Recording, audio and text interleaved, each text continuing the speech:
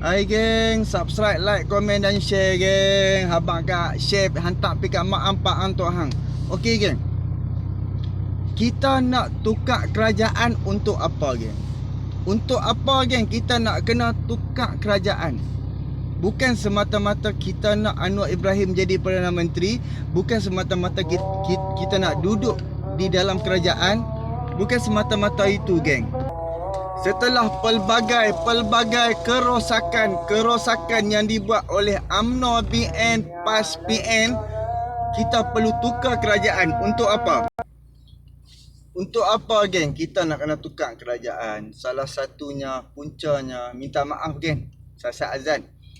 Jadi puncanya kita perlu tukar kerajaan sebab daripada kerosakan terlalu besar, terlalu teruk dah yang berlaku dalam Malaysia ni geng. Terlalu sangat dah, sebab sehingga kan membebankan rakyat Malaysia geng, membebankan rakyat miskin ni geng. Kan depa tak dapat bantuan sepatut-patutnya, depa tak dapat. Kan takkanlah geng BN dok kata tengok zaman Najib bagi tu, Najib bagi ni, Najib bagi macam-macam. Cuba hampa bayangkan, kalau hari tu tak hapuskan GST, kalau waktu zaman 22 bulan kalau tak hapuskan GST, apa yang akan berlaku di sekarang ni? Apa yang akan berlaku? Cuba hampa brain je. Apa yang akan berlaku kalau tak hapuskan GST waktu 2018 zaman Pakatan Harapan? Sekarang ni harga barang apa yang akan jadi? Harga barang melambung gila punya. Tambah barang-barang import lagi teruk. Di Shopee ke apa, semua harga naik habis. Kan? Ini pun kita bernasib baik disebabkan tak ada GST ya geng. Disebabkan tak ada GST saja, kita boleh tengok kita punya harga barang pun dia tak naik seteruk negara-negara lain. Negara-negara lain yang dia inflasi dah terlalu tinggi sebab dengan dia ada GST. Dan ada negara GST dia bukan keseluruhan barang. Berbeza dengan zaman kita. Keseluruhan zaman. Zaman Najib GST keseluruhan barang. Hanya barang-barang makanan je tak ada GST. Bukan barang-barang makanan apa, barang-barang sayur, ikan, itu pun kita pun tak tahu. Tahu-tahu harga mahal. Jadi pelbagai dah geng.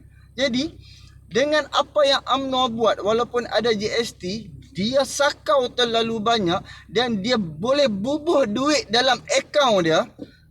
Dan geng-geng kluster mahkamah sehingga akan depa boleh buh duit dalam akaun bank depa. Sebab tu ada Aziz Rahim, ada Zahid Hamidi, Najib Razak. Untuk kes depa tu payah dah dok nak cover, payah dah dok nak tutup. Sebab apa? Sangat-sangat jelas yang berlaku rompakan kecurian tu. Faham tak? Jadi kita perlu tukar kerajaan dan kita perlu tukar sistem.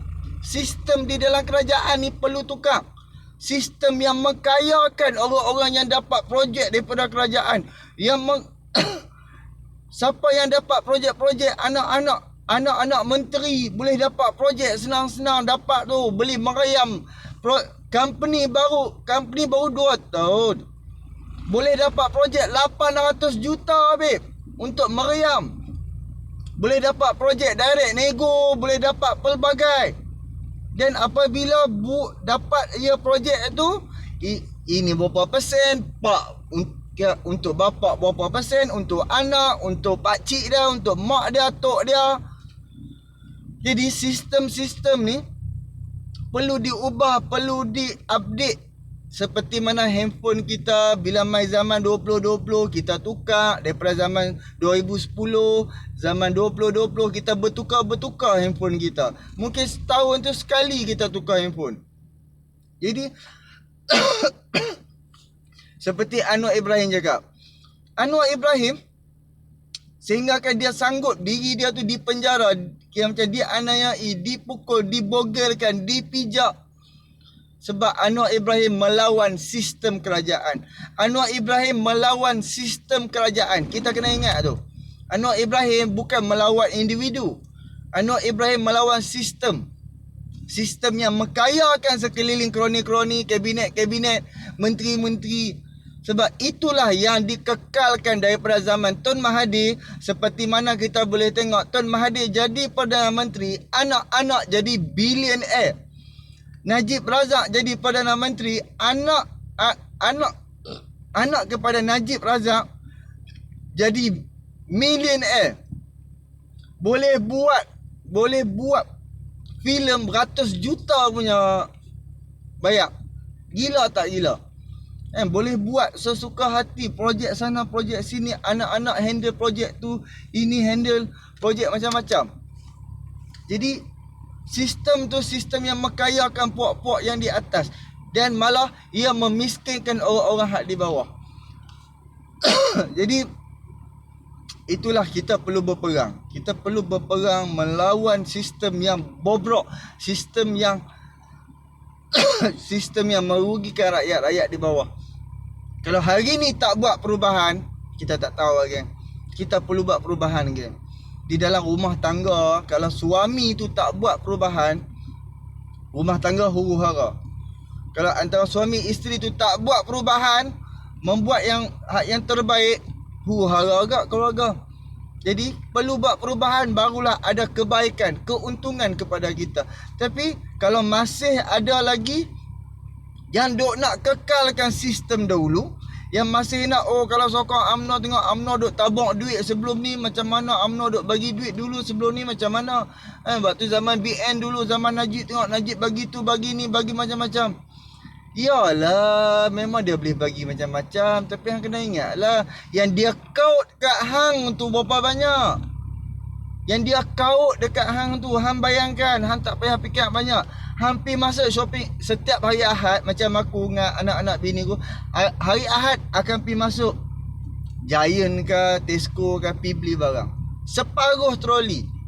Hang bayangkan kalau ada GST, hang bayar untuk GST semua barang tu dah berapa dah berapa puluh ringgit dah hang bayar GST untuk barang-barang di dalam troli tu. Kalau hang ada buat bisnes, hang beli barang satu bundle, hang beli apa? Satu pieces tu dah ada GST. Bayangkan kalau hang beli 100 pieces. Kan? Kalau macam apa nama? RM100 dah RM60 GST. Kita boleh nilai sendiri kan? Kan? Dia pun tetak kita hidup-hidup. Lepas tu dia pergi bagi dekat pendalaman, perkampungan kan. Hak yang duk bagi, hak yang duk bayar cukai, apa dia bagi? Kan, tambah-tambah yang duduk dekat bandar ni, tahu mana? Yang duduk di bandar ni majoriti berapa persen je hak yang kaya. Hak yang apa nama majoriti M40 dengan dia macam B40. Majoriti je. Jadi kita nilai sendiri lah ya. Memang salah satu kita nak buat perubahan, kita perlukan macam mana? Kita perlu fokus untuk subsidi bersasar tau. Sebab kalau nak buat subsidi subsidi bersasar ni, perlukan pelbagai agensi, perlu bergabung duduk kan, JPJ. Sebab JPJ ni akan menentukan satu nama, dia akan ada berapa biji kereta. Perlu bekerjasama dengan bank, perlu bekerjasama dengan kilang-kilang tempat-tempat kerja. Macam-macam lah kementerian kena duduk bersama. Perlu setiap seorang rakyat Malaysia di kerajaan kena tahu dia ni apa level dia. Dia ni ada berapa biji kereta, berapa orang anak dia dah bekerja ke tak lagi, ataupun isteri dia bekerja ke tak, dia ada penyakit tak yang dia duk kena tanggung setiap bulan untuk dia membayar kos sakit dia. Kan? Itu agak sebab tu kerajaan BN gagal lagi. Pakatan Harapan pun tak, BN dan Pakatan Harapan pun tak mampu buat macam sepenuhnya subsidi bersasar ni. Jadi kita perlu buat untuk yang kaya hang kena bayar level ni, yang miskin hang kena bayar level ni, yang B40 ataupun yang lagi miskin hang kena bayar level ni. Jadi itulah kita perlukan perubahan geng. Kita tak boleh kekalkan apa yang ada sekarang geng. Kita tak boleh kekalkan geng. Jadi kalau kita masih kekalkan, hidup makin mampus, makin bungkus, makin susah geng. Jadi fikir-fikirkan geng, tolak Barisan Nasional, tolak Perikatan Nasional, tolak GTA geng. Ini semua daripada ada dalam, daripada pernah duduk dalam dalam kerajaan, daripada rasa nikmatnya dia apa di dalam kerajaan, depa tak buat perubahan apa pun. Bayangkan BN memerintah, PH memerintah dan juga Perikatan Nasional memerintah dan Ismail Sabri. Apabila Pakatan Harapan ambil alih, apa Pakatan Harapan buat perubahan? Kan? Perubahan GST tak ada. Tol harga tu dikurangkan, minyak di apa nama stabilkan, tak naik dan tak turun. Berapa tahun dah kita ada isi minyak RM2.05. Tak, memang tak turun dah. Memang tak naik dah sebab itu adalah subsidi. Sebab sekarang ni pula harga minyak RM4 satu liter bersama RM4 dah.